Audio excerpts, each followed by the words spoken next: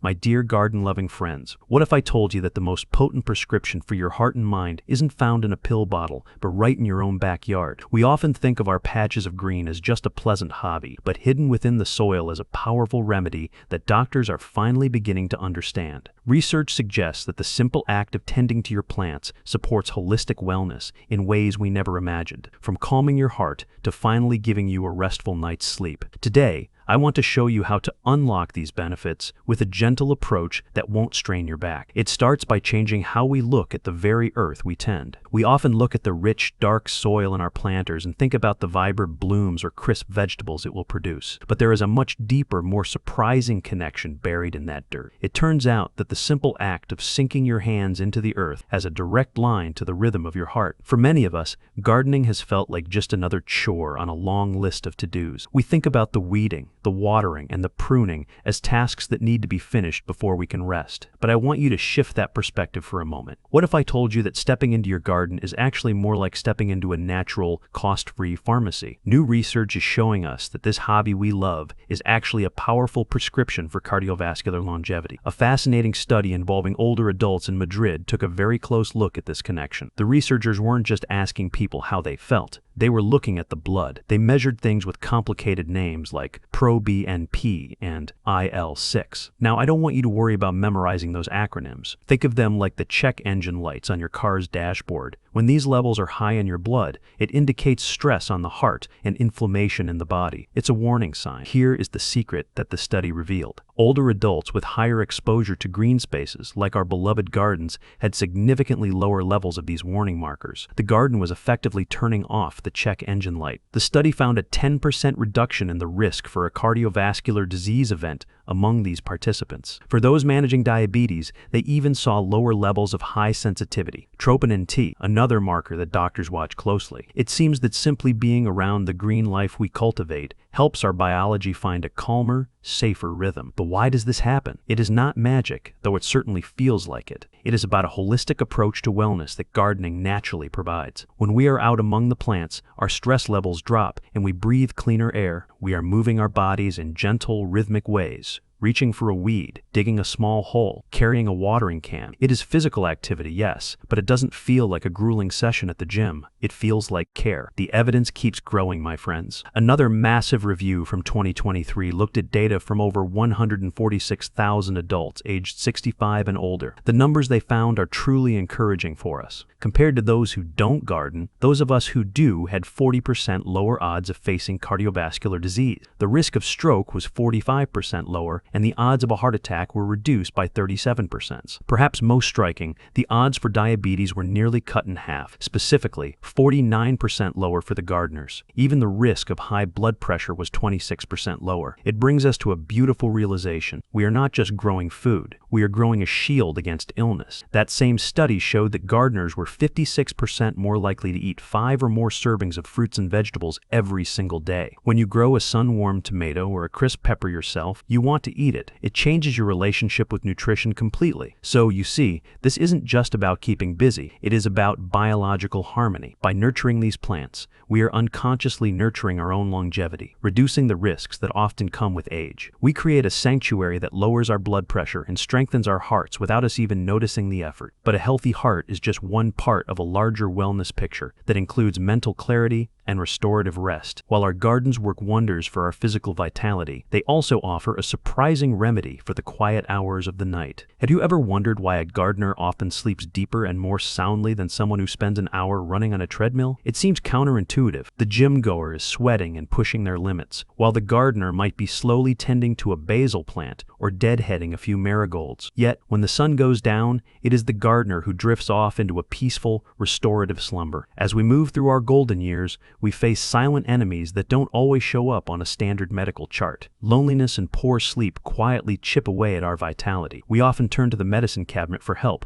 looking for a tablet to quiet the mind or a pill to help us stay asleep past 3 in the morning. But these often provide only a temporary relief. The garden, however, offers a cure that settles deep in the bones. A major study released just this year, in 2024, shed some incredible light on this phenomenon. Researchers looked at data from over 62,000 adults results using the behavioral risk factor surveillance system. They weren't just guessing, they were looking at patterns across a massive population. What they found was truly validating for those of us who love to get our hands dirty. These researchers found that gardeners had 42% lower odds of experiencing multiple sleep complaints compared to those who do not garden. And here is the truly surprising part: they even slept better than people who practiced other forms of exercise. The study showed that gardening offered 33% lower odds of sleep struggles compared to other workouts.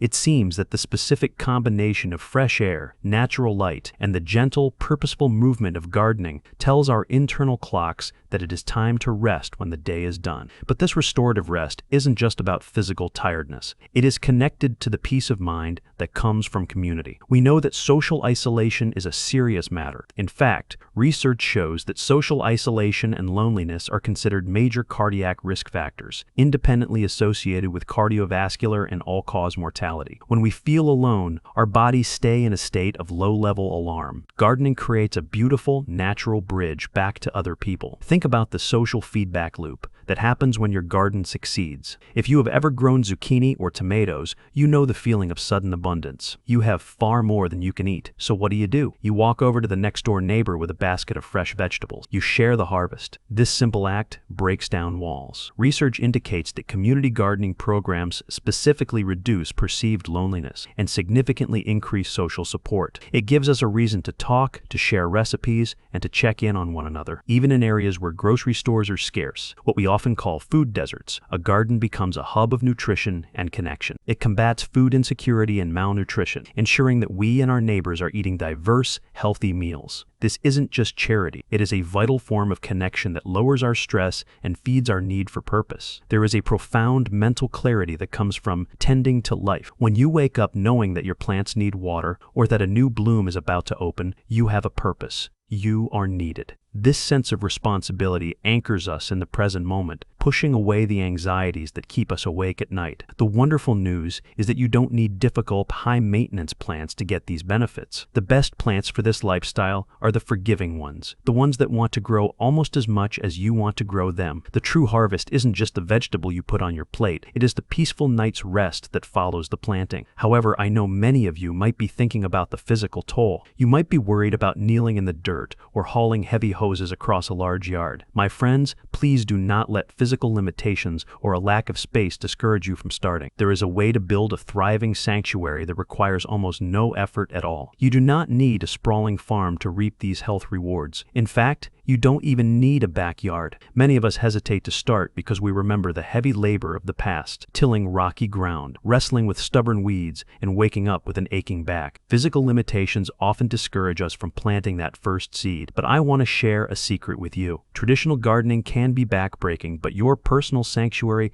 does not have to be. We can create what I like to call a personalized gardening prescription. For those of us with stiff joints or limited mobility, we turn to the container approach. This is a practical solution that brings the garden up to meet you. By using pots, raised beds, or distinct containers, we place the soil at a comfortable height. This simple change reduces the need to bend or strain your spine. It allows you to nurture your plants while standing or sitting comfortably on a stool. Beyond saving your back, this method gives you incredible control over soil quality and drainage, which is a blessing if your local ground is hard clay or sand. To make this even easier, we must choose the right tools. I always recommend ergonomic tools designed specifically to reduce strain. Look for trowels and cultivators with extended handles and cushioned grips. These angled designs minimize the twisting of the wrist and keep your hands comfortable, reducing the risk of injury. It turns the work into a gentle rhythm rather than a test of strength. Now, let's talk about what to put in those containers. We want plants that are practically indestructible, and recent agricultural research specifically highlights a few varieties that are perfect for this low-maintenance approach. Kale is a wonderful place to start. Studies confirm it is a resilient vegetable that thrives in various conditions, tolerating both cool mornings and warmer afternoons. It is packed with vitamins and minerals, and because you harvest just the leaves you need, it provides a continuous supply of fresh greens throughout the season. For a bit of color and flavor? Consider peppers. Whether you prefer sweet bell peppers or spicy chili varieties, research suggests they adapt beautifully to pot life. They just ask for consistent sunlight and water. Herbs are another gift that keeps giving. Rosemary is noted for being incredibly drought tolerant and loves a sunny spot. It is a perennial, meaning it sticks with you, and it requires very little care once it settles in. Then there is basil, which adds that fresh, aromatic scent to your patio. A little secret for basil is to pinch off the flower buds. This helps the plant focus its energy on producing those delicious leaves rather than seeds. If you want beauty without the fuss, look for native plants. These are varieties that naturally grow in your region. They are adapted to your local climate, which means they already know how to survive your weather without much help from you. Of course, the daily burden of watering can feel like a leash. This is where we let technology help. I highly recommend setting up a timed irrigation system. Simple drip lines or automated sprinklers can deliver water at set intervals. This ensures your plants get consistent hydration without you ever having to lift a heavy watering can. Finally, we must prioritize our own safety. As we age, we become more sensitive to environmental changes. Research on older adults specifically warns that high temperatures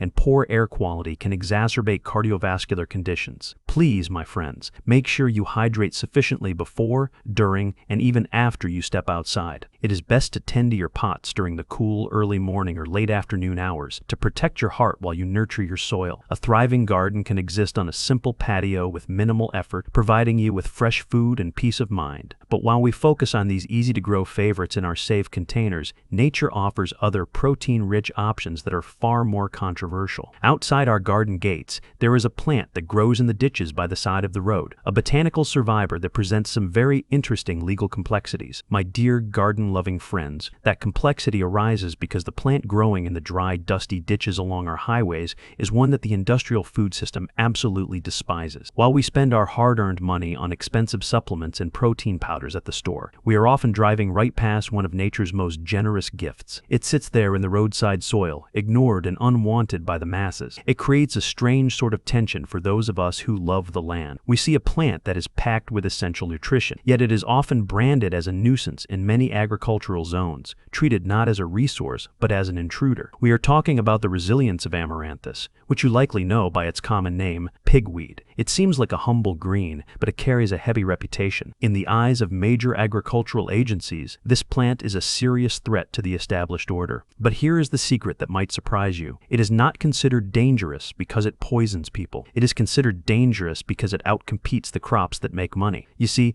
the modern food system relies entirely on uniformity. We have evolved into a system of intense industrial farming, where thousands of acres are dedicated to growing a single crop, like corn or soybeans. In this specific environment, any plant that interferes with the harvest is an enemy. Amaranthus is an incredibly aggressive grower. It proliferates rapidly and uses a highly efficient method of dispersing its seeds far and wide. It moves into a field and simply takes over, stealing the sunlight and the water that the commercial crops need to survive. Because it impacts crop yield so significantly, it drives up the cost of farming. Strategies are put in place to mitigate these detrimental effects on production. Agencies enforce strict guidelines to manage the spread, often using strong measures to wipe it from the earth. The primary concern here is economic impact, not health. It is about protecting the profitability of the farm rather than the quality of the diet. This has created a conflict that has lasted for decades. This battle against weeds is rooted deep in the history of how we farm. As agriculture became more industrialized,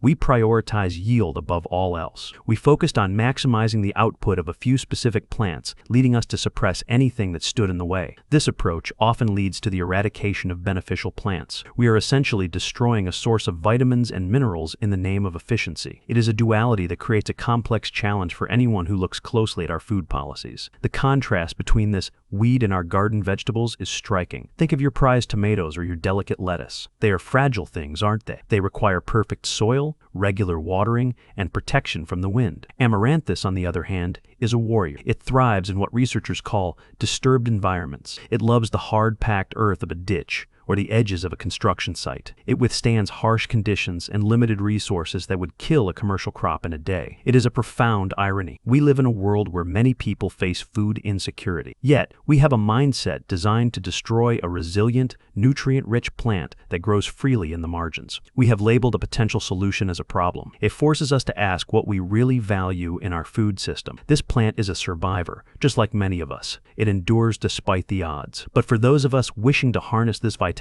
the situation is not entirely straightforward. It creates quite a puzzle for us. Here sits a plant that authorities often label as a nuisance in the field, yet it holds more nutritional wealth than many of the prize-winning vegetables we pamper in our raised beds. We spend months worrying about our cucumbers and our prize lettuces, watering them daily and checking for beetles. Yet, most of those garden favorites are primarily composed of water and fiber. They refresh us, certainly, but this resilient plant provides actual fuel for the body. The tension lies in how we access this power safely and responsibly. We need to look closely at what is actually inside those leaves and seeds. Amaranth presents a nutritional profile that is truly remarkable, especially when we talk about protein. Both the leaves you see waving in the ditch and the seeds that form later are packed with it. This sets them apart from almost every other green thing growing in your backyard. Think about spinach for a moment. We have always been told that spinach is the king of greens, the source of strength. While spinach is certainly a nutritious friend to have in the garden, amaranth often steps up as the stronger sibling. Research indicates it contains a higher protein content per serving, offering a concentrated source that is essential for maintaining our muscle mass as we age. It gives us the essential amino acids our bodies need to repair tissue, all from a plant that requires almost no help to grow. However, we must be wise about which amaranth we choose to bring into our lives. There is a very important distinction between the wild plant growing by the roadside and the varieties we can cultivate at home. The wild plant is the one often classified as a noxious weed in certain regions because of its aggressive nature. But there are numerous cultivated varieties that have been specifically bred for food production. These are safe, controlled, and arguably even more delicious. They offer that same protein punch without the worry of the plant taking over your entire neighborhood. If you do feel the urge to forage for the wild variety, you must proceed with caution and respect for local rules. Foraging regulations vary significantly depending on where you live. Some areas strictly prohibit harvesting from public lands or roadsides, while others have different guidelines. You must research your local ordinances before you snip a single leaf. It is also vital to know exactly what you are picking. Accurate identification is paramount because there are lookalikes in nature. I always suggest consulting with a local extension office or an expert before eating anything you find in the wild. Once you have secured a safe harvest, whether from your own garden pot or a permitted foraging trip, incorporating it into your meals is delightfully simple. You treat the leaves exactly as you would spinach or any other hardy green. They wilt beautifully into soups, add substance to a stew, or saute quickly with a little garlic and oil. The seeds are just as versatile. You can cook them like quinoa to make a warm, nutty porridge, or grind them into flour for baking essential breads. It proves that nature provides abundance if we just know where to look and how to identify it. We have a source of strength right at our fingertips, waiting for us to accept it. This shifts our perspective on what a garden is truly meant to be. It is not just about decoration or keeping busy. It is a pathway to taking control of our own well-being. This brings us to the heart of why we dig in the dirt in the first place. Gardening is truly an act of reclaiming your health and independence. It is a natural prescription that supports us in ways pills cannot, from significantly lowering cardiovascular risks to granting us the deep, restorative sleep we often miss. You do not need acres of land to find this peace. I encourage you to start small, perhaps with just a single container of greens or a resilient herb on your patio. That one small step is all it takes to begin your journey toward better wellness. I would love to hear your experiences. Please share your own garden therapy stories in the comments below. If you found this video helpful, hit that like button and share it with a friend who might need a little green in their life.